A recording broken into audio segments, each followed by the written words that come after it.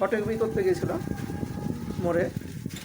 Photocopy করে নিয়ে এসে ছোটো ভাই বলেছে একটা কাগজ ফটোকপি করে দিতে হবে, তাই ফটোকপি করে নিয়ে আসলাম। আর এই যে আমার এলাকা, এটা গুরুস্থান, এটা গুরুস্থান। আর এটা আমাদের পিছন দিকে বাড়ি, মাটি।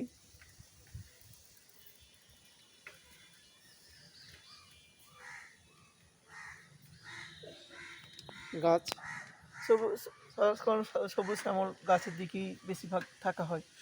আর রুমে অফিস শেষ করে আজকে ছুটির দিন,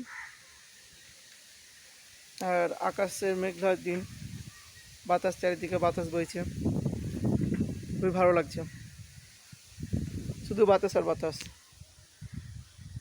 আপনার দেখাতে পাচ্ছি কি না, পাতাগুলো লড়ছে খুব।